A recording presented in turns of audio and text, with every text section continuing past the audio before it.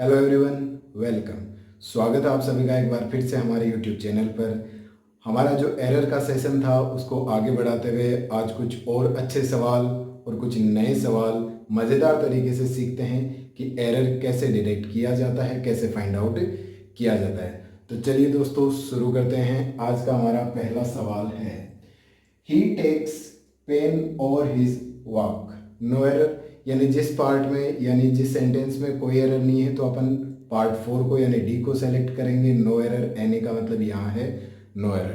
तो दोस्तों साथ साथ आप भी एक बार करते जाइए और कमेंट सेक्शन में ज़रूर लिखिए कि आपके कितने सवाल सही हुए हैं। बाकी सबका जवाब, सबका सॉल्यूशन हम यहाँ ज़रूर करेंगे। तो देखिए दोस्तों, पहला सवाल आपने देखा होगा, पढ़ा होगा, आपको पता चल गया होगा। अगर इसमें जो एरर है आपको पता चलता है तो देखो यहाँ इस सेंटेंस का सेंस अगर समझे, he takes pain over his work, इसका अर्थ है कि वह अपने काम में अथक प्रयास करता है, बहुत प्रयास करता है। तो यहाँ दोस्तों जो पेन है इसका अर्थ दर्द होता है। अगर इसको सही करना है तो इसके साथ एस लगाइए, यानी पार्ट बी में यहाँ एरर हो गया।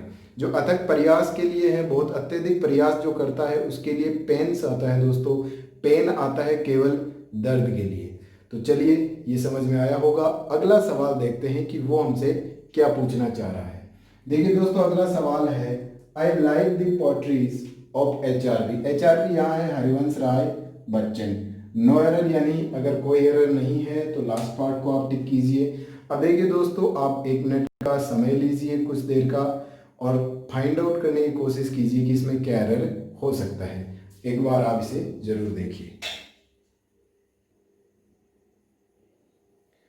तो देखिए दोस्तों, इसमें क्या है कि जो हरिवंश राय बच्चन की कविताएं हैं वो बहुत पसंद की जा रही है। यानी मैं हरिवंश राय बच्चन की कविताएं बहुत पसंद करता हूं। तो दोस्तों कविताओं के लिए पोइट्रीज प्लूरल करने की कोई आवश्यकता यहाँ नहीं है। कविताएं जो होती है उसके लिए केवल पोट्री वर्ड यूज़ किया जाता है, पोइट्रीज नहीं किया जाता। IES हटा दीजिए और यहाँ केवल क्या लगाना है, आपको वाई लगाना है। दोस्तों ऐसे जो भी शब्द हैं हमने बहुत से डिस्कस भी किए हैं और आपको ध्यान रखना होगा कि कौन से जो शब्द हैं जिनका प्लूरल बनता है, कुछ शब्द हैं जिनके साथ एस या ES का प्रयोग नहीं होता है, तो इनका आप ध्यान रखिए। एरर कई बार बहुत ही सीधा पूछा जाता है तो उसी तरीके से आप इनको देखते हुए चलिए। तो पहले में हमें एरर मिला पार्ट बी में, दूसरे में भी हमें एरर मिला पार्ट बी में। चलिए दोस्तों नेक्स्ट क्वेश्चन देखते हैं। अपना नेक्स्ट क्वेश्चन है, they left their luggages at home by mistake and went to the airport. कि वो गलती से अपना सामान जो था, लगेज का मतलब होता है सामान, वो घर पे ही भूल गए और एयरपोर्ट के लिए चले गए। तो चलिए दोस्तों 10-15 सेकंड का आप टाइम लीजिए और बताइए कि इसमें क्या एरर है, यानी कौन से पार्ट में एरर है। They left their luggages at home by mistake and went to the airport. यहाँ दोस्तों जो भी एरर है किन्हीं ना किन्हीं शब्द का ही है सीधा, कोई वैसे ज़्यादा ग्रामेटिकल एरर नहीं है इसमें। तो देखिए दोस्तों, जो लगेज वर्ड होता है वो लगेज ही होता है, लगेजेस नहीं होता है। जैसे बैगेज होता है, बैगेजेस नहीं होता है, केवल बैगेज ही होता है। तो यहाँ भी हमें दोस्तों एरर मिलता है पार्ट बी के अंदर। यानी आपको सामान के लिए जो लगेज वर्ड होता है वो केवल लगेज ही होता है, उसके साथ एस या ES का प्रयोग नहीं होता है। चलिए दोस्तों देखते हैं अगला हमारा 4 नंबर जो सवाल है, the central government has released vacancies for 300 custom officers. यानी जो सेंट्रल गवर्नमेंट है उन्होंने वैकेंसी जारी की है, किसके लिए, जो सीमा शुल्क यानी जो कस्टम ऑफिसर्स होते हैं हमारे, उनके लिए। यहाँ देखिए दोस्तों कौन सा शब्द गलत प्रयोग किया गया है उसको आप फाइंड आउट कीजिए। 10-15 सेकंड का वक्त लीजिए और देखिए कि आप क्या इसे सही कर पाते हैं कि नहीं। मैं एक बार फिर से रीड कर देता हूँ, the central government has released vacancies for 300 custom officers. No error. अगर आपको लगता है कि इसमें कोई एरर नहीं है तो आप पार्ट बी को चूज कीजिए। देख पाए होंगे दोस्तों। अब देखिए दोस्तों, इसमें जो सबसे इंपॉर्टेंट है वो है कस्टम। कस्टम का मतलब होता है दोस्तों रीति रिवाज जो चलते आ रहे हैं, जो प्रचलन में है वो। जो ऑफिसर होता है सीमा शुल्क जिसके लिए हम यूज लेते हैं वो होता है कस्टम्स ऑफिसर। तो इसके साथ आप एस और जोड़ना होगा, तब ये सही होगा। यानी इसके पार्ट सी में एरर है। जो ऑफिसर होते हैं वो कस्टम्स ऑफिसर होते हैं, ना कि कस्टम ऑफिसर।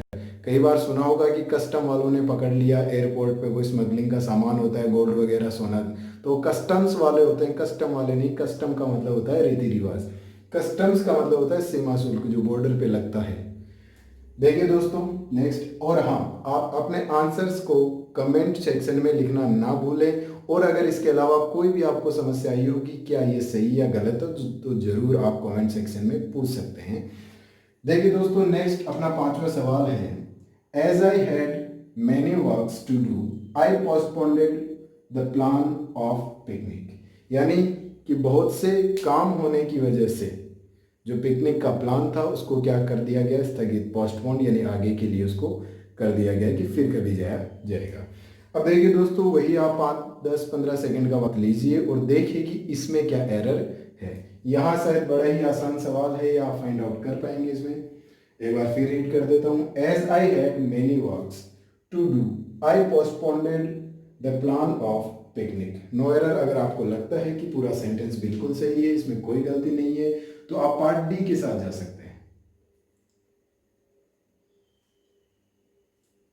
तो आपने देखा होगा आपका जो भी आंसर आया है, आप देखिए अब क्या होता है। दोस्तों इसमें कहा गया कि बहुत से काम होने की वजह से, तो चाहे काम एक हो चाहे आपको बहुत से हो, काम के लिए जो वर्ड यूज होता है वो केवल वर्क होता है दोस्तों, वर्क्स नहीं होता है। वर्क्स क्या होता है, ये अलग शब्द, जैसे कोई लेखक होता है उसकी जो रचनाएं होती हैं उनके लिए वर्क्स का यूज किया जाता है। वर्क यानी हो गया काम, और वर्क्स यानी होता है रचनाएं, जो लेखक लिखते हैं उनके लिए यूज होता है। तो यहाँ जो बहुत से काम होने के अर्थ में है, तो यहाँ केवल वर्क आएगा, वर्क से नहीं आएगा। तो हमारा क्वेश्चन नंबर 5 जो था उसमें एरर है पार्ट ए में। अब यहाँ तक कोई समस्या नहीं होगी, बिल्कुल एकदम डिटेल में हम समझते जा रहे हैं और शब्दों को देखते जा रहे हैं। नेक्स्ट जो हमारा 6th क्वेश्चन है वो क्या कह रहा है, the sceneries of Himachal is very charming, no error. कि जो हिमाचल की जो सीनरी है या वहाँ का जो दृश्य है वो बहुत ही मोहक है, बहुत ही शानदार है, इतना इसमें कहा गया है। अब इसमें क्या एरर है, देखो दोस्तों कई बार क्या होता है शब्द ना भी समझ में आए तो एरर समझ में आ सकता है हमें। तो देखिए बात हो रही है सीनरीज की और आगे लगाया है हमने इज आता है हमेशा सिंगुलर के लिए, यहाँ बना रखा है प्लूरल, तो यही गलत है, यही गलत है। ये बिल्कुल आप देख के पहचान सकते हैं कि ये गलत है। अब अगर आपको कुछ बातें ना भी पता हो तो भी आप अगर थोड़ा बहुत अपना दिमाग चलाएं और अपने सेंटर रखें वहाँ पे, तो आपको पता चल सकता है दूसरी चीज़ों से भी कि सीधा एरर क्या है। अब दोस्तों ये गलत क्यों है, क्योंकि जो सीनरी होती है, जो दृश्य होता है वो अनकाउंटेबल होता है, तो उसके लिए सीनरीज नहीं सीनरी ही आता है। सीनरीज जो अपन दीवार पे पेस्ट करते हैं उनके लिए आप यूज ले सकते हैं कि 2-3 सीनरी आपने लगा रखी है तो वो हो सकता है सीनरीज, लेकिन जो दृश्य होता है उसके लिए दोस्तों आपको केवल सीनरी वर्ड का यूज करना है, क्योंकि वो अनकाउंटेबल होता है और उसका प्लूरल हम नहीं बना सकते हैं। तो दोस्तों 6th क्वेश्चन में हमें एरर मिला पार्ट ए में, बहुत ही इंपॉर्टेंट है। ये सारे सवाल किसी ना किसी एग्जाम में पूछे गए हैं, सारे सवाल प्रीवियस ईयर एग्जाम्स में पूछे हुए सवाल हैं। अब देखिए दोस्तों नेक्स्ट और आज का अंतिम सवाल, arms are given to the poors. अब इसको आप देखिए कि क्या गलत है, क्या ये पूरा सही है। 10-15 सेकेंड लीजिए आप और अपना आंसर फाइंड आउट कीजिए। Arms are given to the poors. अगर आपको लगता है कोई एरर नहीं है तो आप जाइए पार्ट डी के साथ, नो एरर। अब देखिए दोस्तों यहां लिखा है आर्म्स, जो कि बिल्कुल सही है। आर्म्स यूज होता है भिक्षा के लिए, जो गरीबों को हम बांटते हैं या कोई कुछ देते हैं, जो भिक्षा दी जाती है, कुछ खाने पीने जो भी सामान, उसके लिए आर्म्स यूज होता है। ये बिल्कुल सही है, यहाँ कोई एरर नहीं है। गिवन टू दी पुअर्स, दोस्तों पार्ट सी में एरर है, क्यों, क्योंकि यहाँ पुअर के साथ एस का प्रयोग नहीं होगा। देखिए दोस्तों पुअर क्या है, एक एडजेक्टिव है।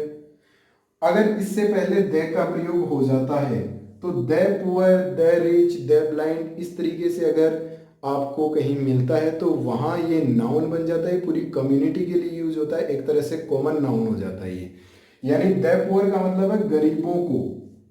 द पुअर यानी जो भी गरीब हैं उनको क्या दी गई, भिक्षा दी गई, कुछ सामान खाने पीने का जो भी दिया गया।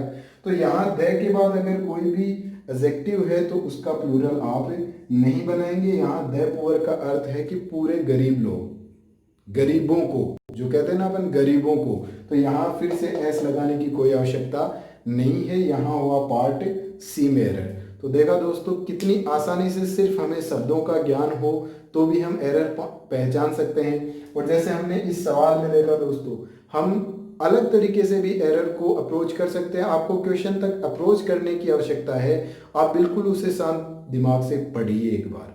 अगर आपको नहीं पता चलता है कि हर शब्द का मतलब क्या है क्या नहीं है, तो आप कभी ग्रामर से, कोई और अपने सेंस से भी पता लगा सकते हैं कि किन शब्दों का यहाँ गलत इस्तेमाल हुआ है। तो दोस्तों उम्मीद करता हूँ कि आज का सेशन भी आपके लिए बहुत ही हेल्पफुल रहा होगा। और प्लीज़ एक बार इन सवालों को खुद से करें, जैसे हमने शुरू किया था उस वक्त एक बार आप वीडियो को पॉज करें, सारे सवाल देखें, खुद से एक बार फिर से इनका आंसर करें और फिर मैच करें कि कितने आप सही कर पाए हैं कितने नहीं। और जो भी आपने आंसर आए हैं कितने आपके सही हुए हैं, प्लीज़ कमेंट सेक्शन में ज़रूर बताइएगा। और वीडियो देखने के लिए थैंक यू वेरी मच। मिलते हैं अगले वीडियो में कुछ अलग और अच्छे सवालों के साथ। तब तक के लिए